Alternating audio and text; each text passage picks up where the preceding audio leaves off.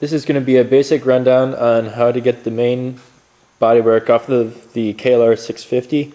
I'm going to show you how to remove the side covers, the seat, the gas tank, and the skid plate.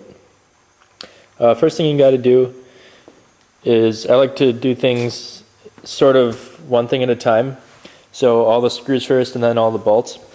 And on each side there's two Phillips screws. There's one in the back right by the handlebar, or by the passenger handle.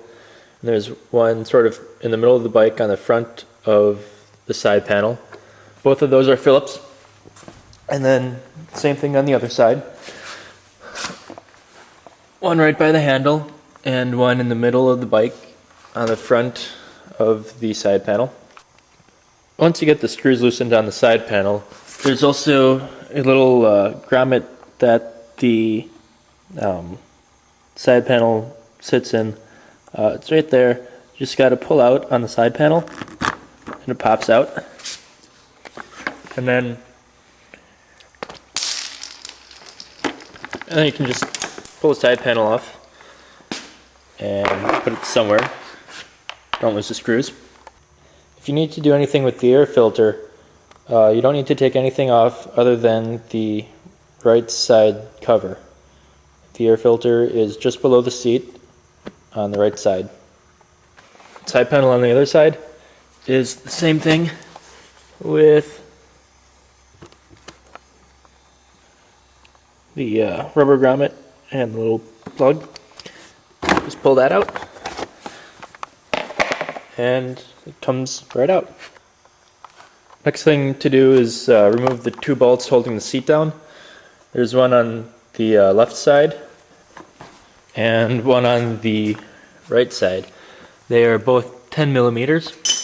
Once I get these bolts loosened with the ratchet, I like to use an extension and then just basically use it like a screwdriver. It makes it really easy to get these bolts out. Once you get both of the seat bolts out, you got to take the seat off. If you have a box on the back that hangs over the seat too much, you might need to remove the box. I've taken the seat off with my box on a couple times. Just got to bend the seat a little bit. There are some latches underneath the seat holding the front down. So you just got to, if you don't have the box, just lift the back up and pull straight back. If you do have some overhang in the box, just lift up the back, bend the seat a little bit, and it comes right out. Right here is the holder that I was talking about that holds the front down.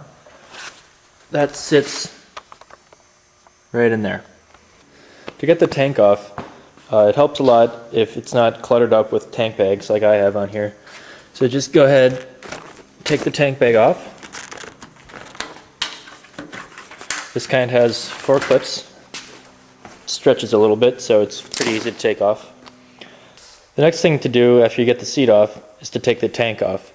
To do that, there's 2 bolts here. Those are both 10 millimeters. There's 2 screws up here, one on the left and one on the right, holding the shrouds to the gas tank. And then down here, there's another little grommet, sort of like what was on the side panels. Pull that straight out. If you forget that, it'll sort of rip off like this one did, because I forgot about that once. And don't forget to undo the gas lines. And by gas lines, I mean 1 gas line and 1 vacuum hose line. On this bike, got little some sort of crimper, I don't know. I use the needle nose pliers to get that off. And there's one that's sort of hard to get to on the vacuum line, right there. After you get the 2 bolts and the 2 screws undone on the gas tank, there's enough room to get your fingertips under right here, lift up, and then grab right in here, and then slide the gas tank backwards. So I can do this. I hope you guys can see this. But hand there, lift, and slide back. Because I don't need to take the gas tank off, for anything I'm doing right now. I didn't bother to undo these, so I can't move the tank too much farther. But that's basically how to take the gas tank off. And since I don't need to take the gas tank off on this bike, I'll show you with a different bike. When you put the gas tank down, it's good to have a board in there on the back end so that you don't crush the fuel petcock right there. The board just keeps that off the ground so it doesn't get damaged. To take off the radiator shrouds, there's 2 screws on each side. One's right there on the top, and one is right there on the bottom. And on the other side should be the same place. And since the previous owner did something bad, they just used wire ties, so if I need to get this left side off, gotta clip those and redo those. If you do what I did the first time I took the shrouds off and undo these bolts, it's going to be tons of fun to get them lined up again so that the shrouds sit correctly. So learn from my mistake, undo the screw, not the bolt. To get the skid plate off, there's 3 bolts. They are all 10 millimeter. There's one on the front, centered, right behind the wheel, right there. And there's 2 on the bottom. There's one right there and one parallel it on the other side on the back of the skid plate. Before you put the gas tank on, make sure that there's one of these rubber hockey puck type things on each side, just above the engine there, and same on the other side, just above the engine. When putting the bike back together, I'm going to go ahead and say it's easier to put the gas tank on before you put the shrouds on. Unless you didn't remove the shrouds, then the gas tank should just slip right back into place where it was and line up with the shrouds. After you have the gas tank set back on the bike, just grab the back side and the front side and slide it forward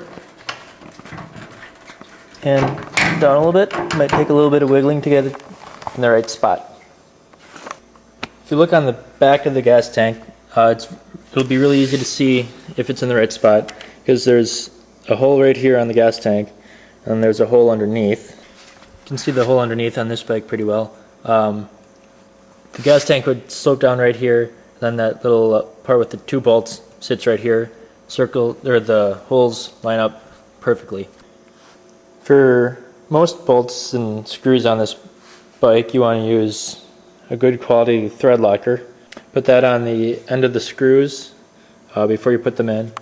One place I don't use it is on the gas tank bolts, because those, if you snug down pretty nicely, don't crank on them, but snug them down. They've got the rubber grommets in there that hold them in place pretty well. Next thing to do is put the seat back on. See if I can go like this. Alright, so got the, for lack of a better term, clip right here. That needs to sit under this. So sort of just bend it in, and if it's seated properly, the front should not lift up. Next thing to do is put the seat bolts back in. Again, use Loctite for these, otherwise they're probably going to bounce out somewhere. They go right in these holes. Again, they're 10 millimeters. Next thing to do is put the side covers back on, and you'll notice there's a lip on these that has to go under the seat, and then there's a lip on the back here that needs to go underneath the rear fender. And don't forget to put the plug back into the grommet there. So slide it in, slide it back, and push the grommet in, and it sits all nicely. Same thing on the other side. Got the lips on there, on the back, under the seat, under the rear fender, and push it into place. Shouldn't go anywhere. And then put the 2 screws on each side back in, again using Loctite. Once the side cover screws are in, all 4 of them, you are done with the reassembly of the bike. So that's how to get the bodywork off, and hope you enjoyed this video, hope it helped. Please rate the video and leave comments, let me know how I'm doing. Good luck.